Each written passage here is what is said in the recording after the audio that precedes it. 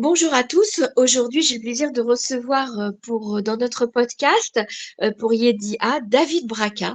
David Braca que j'ai découvert grâce aux réseaux sociaux, qui a monté un nouveau projet qui est absolument bouleversant. C'est un projet de dessin artistique concernant tous les soldats de Tsahal qui sont tombés au combat depuis le 7 octobre. David est donc avec nous et bonjour David, je suis ravie de vous recevoir. Bonjour Emmanuel. Alors, David Braca, ce projet a commencé depuis le 7 octobre et en fait, ça a été vraiment une découverte pour moi très, très émouvante. Ce sont des portraits, vous avez décidé de dessiner des portraits au crayon de soldats de Tsahal qui sont tombés au combat depuis le 7 octobre, hein, dans cette guerre après ce moment tragique que nous avons vécu.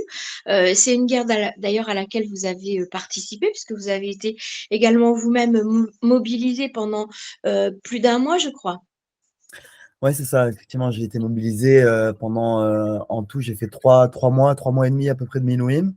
Et effectivement, après, et dans la guerre elle-même, à Gaza, j'étais présent là-bas durant à peu près 2 mois, ouais.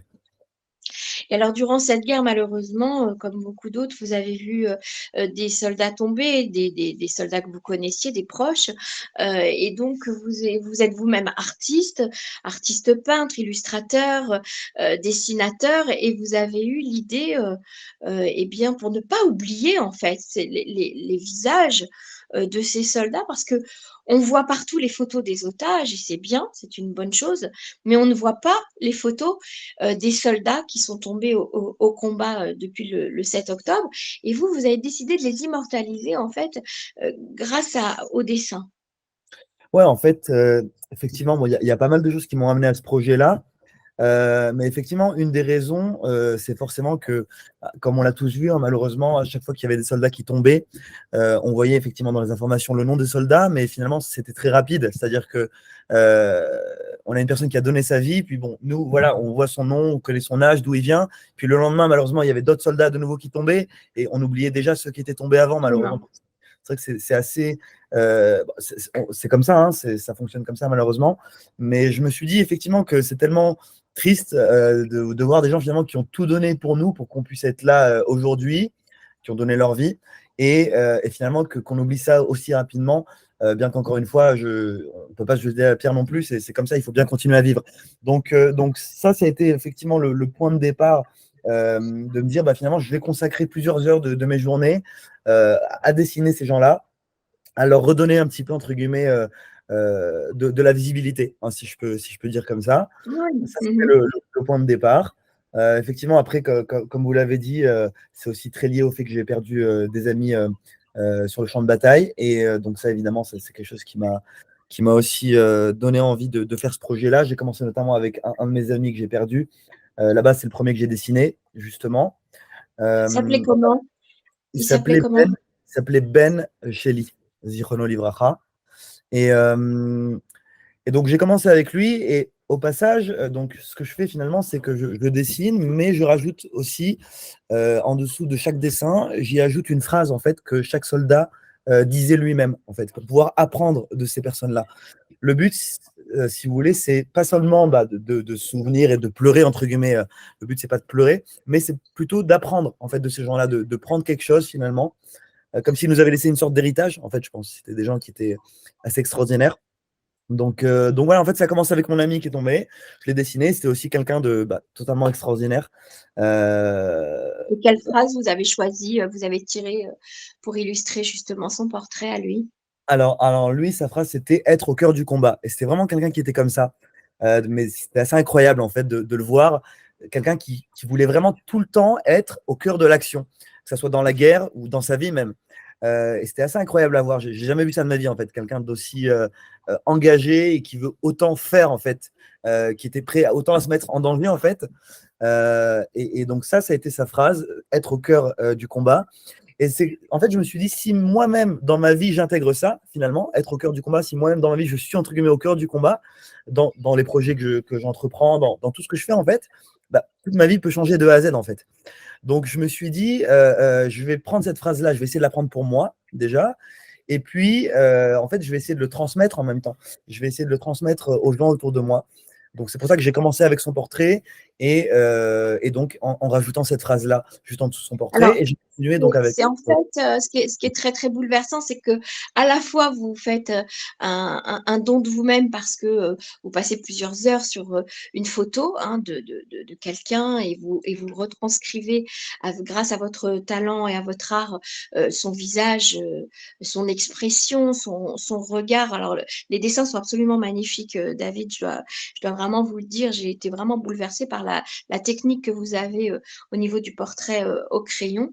Merci. Et ils sont vraiment vivants à travers le dessin. Et en même temps, donc vous immortalisez cette personne, vous lui un petit peu redonnez vie, en tout cas un souvenir qui va rester à vie chez chacun d'entre nous. Mais en plus, vous en faites une philosophie de vie, c'est-à-dire que leur message, en transmettant leur message, vous en faites vous-même une philosophie de vie. C'est absolument génial au niveau de l'idée parce que c'est ce qui reste en fait d'une personne qu'on a connue. C'est à la fois et son visage et j'ai envie de dire, ce qu'il a laissé derrière lui comme souvenir principal. Ouais, c'est ça. C'est pour moi en fait vraiment le but, c'est de pouvoir. Et donc je fais ça avec tous les soldats qui sont tombés. Je compte tous Vous les avez dessiner. dessiné combien de portraits déjà? Là, j'en suis à peu près à pas loin d'une trentaine, je pense. Je dois être autour des 25-30 à peu près. Voilà, j'essaie d'en faire un par jour à peu près, sauf le vendredi et le Shabbat. Mais en gros, j'essaie de tenir ce rythme-là, qui n'est pas forcément évident, mais je le tiens à peu près. Euh, donc voilà, et puis effectivement, le but à chaque fois, c'est de venir en fait apprendre de ce soldat-là, de pouvoir en fait impacter ma vie personnelle et puis pourquoi pas impacter la vie des autres. En fait, si nous tous, on peut prendre de chacun. Voilà, je pense que ces soldats eux-mêmes, c'est ce qu'ils veulent finalement. Plus que le fait de les pleurer, bien que c'est effectivement quelque chose de triste, mais je pense ils voulaient qu'on vive déjà avant tout. Et puis je pense qu'on peut apprendre en fait énormément d'eux, que pour moi, entre guillemets, c'est des anges, quoi. Et en fait, c'est dommage de simplement les laisser comme un souvenir, alors qu'on peut tellement prendre d'eux, en fait, encore aujourd'hui. Tout à Euh, fait.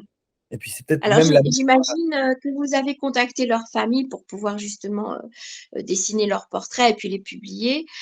Comment les familles de ces soldats tombés au combat ont réagi par rapport à votre projet? Ouais, effectivement. Alors aujourd'hui, c'est même carrément les familles qui me contactent elles-mêmes pour que je dessine les portraits. Donc je suis content de voir que le projet commence à se faire connaître, quoi, que les gens le connaissent. Donc ça, c'est pour moi un mérite. Et effectivement, les familles, alors j'étais très étonné de voir qu'elles étaient vraiment très, très touchées. Je ne m'attendais pas en tout cas à ce qu'elles soient touchées à ce point. En tout cas, les retours que j'ai eus voilà, des familles jusqu'à présent. Voilà, je pense que simplement le fait de. En fait, ce qui revient souvent, je pense, c'est le fait qu'on redonne de l'attention justement à leurs enfants, à leurs frères, sœurs. Chose qui n'est pas évidente, puisque comme je le disais juste avant, bon, bah, quand un soldat il est tombé et forcément on passe à autre chose. Donc le fait de savoir qu'il y a quelqu'un qui a pris ce temps-là pour le dessiner, qui a pris ce temps-là de faire un travail de recherche aussi sur ce soldat en question, euh, voilà, par rapport à la phrase du soldat, et bon, je lis aussi beaucoup sur le soldat, etc. J'ai fait aussi pas mal de petites vidéos sur les soldats aussi en question à chaque fois. Voilà, donc c'est quelque chose qui les a énormément touchés et voilà, j'étais très, Ça très. crée un lien, j'imagine, entre vous, en tout cas. Vous voulez dire entre moi et les familles? Oui, Ouais, ouais, c'est vrai qu'il y en a beaucoup qui, voilà, qui veulent me voir, etc. Bon, voilà, je suis vraiment très pris dans ce projet-là, c'est vrai, donc j'ai pas encore énormément de temps. Après, je compte évidemment leur transmettre le dessin. Ça aussi, c'est quelque chose que je vais faire évidemment, qui est important pour moi. Donc oui, mais c'est vrai que c'est vrai que ça crée un lien pour le coup auquel je m'attendais pas du tout. Quand j'ai commencé ce projet-là, c'était vraiment bah, dans toute l'idée que je vous ai décrite juste avant, hein, pour pouvoir justement laisser une trace et apprendre de ces gens-là. Mais j'avais pas pensé en fait au truc des familles, que j'allais tellement leur faire plaisir et à ce point ah, les si, c'est réconforter, sûr. leur réchauffer le cœur, quoi. Je pensais pas. Donc pour le coup, C'est ouais, évident. Alors, vous êtes artiste, hein, David, vous avez beaucoup de cordes à votre arc. J'ai vu un petit peu votre travail, à part ces portraits. Vous aviez également dessiné des portraits de grands rabbinimes qui ouais, sont aussi absolument magnifiques.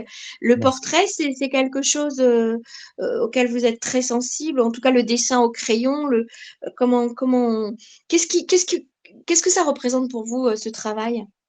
C'est tard. C'est une question très intéressante. Alors, il faut savoir qu'en parallèle, je fais aussi de la peinture à l'huile.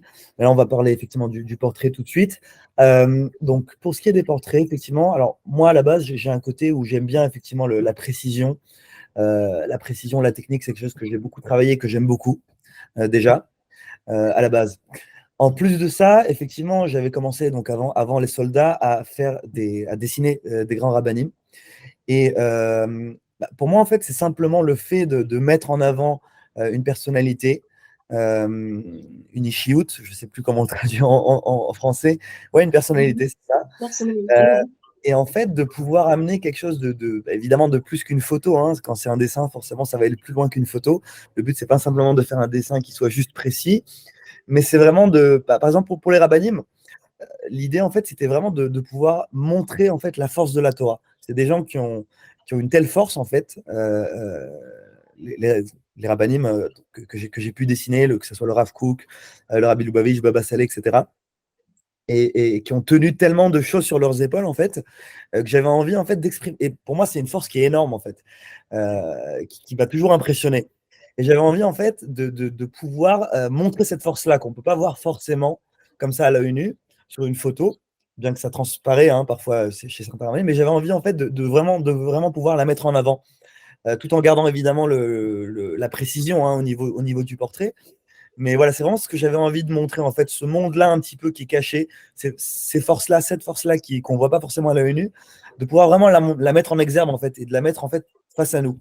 Alors, j'ai Euh, envie de faire le lien, justement, quand vous parlez des portraits de grands rabbinim, j'ai envie de faire le lien entre les rabbins et les grands rabbins et les soldats. Et quand vous parlez de personnalité, alors on dit bien sûr que nos soldats, lorsqu'ils partent à la guerre, sont considérés comme des Gdolé Israël, hein, sont des Giboré Israël, ouais, des grands, avec une grandeur, une noblesse qui est digne de l'armée du roi David. Et justement, donc vous faites le parallèle, en fait. Vous êtes passé du dessin du portrait du grand rabbin au soldat. C'est cette grandeur, cette noblesse que vous avez recherchée dans la personnalité des soldats. alors là, vous touchez très très juste, effectivement. En fait, ce qui s'est passé, c'est que c'est exactement ça en fait. Au sortir de la guerre, en fait, je me suis dit, je vais pour réatterrir un petit peu sur Terre, je vais dessiner en fait. Et donc je me suis dit, bon bah, je vais dessiner des personnalités. Donc comme j'avais dessiné des rabbinim avant, je me suis dit, bon bah, je vais dessiner des grandes personnalités. Et puis finalement, je me suis dit, bah, tu sais quoi?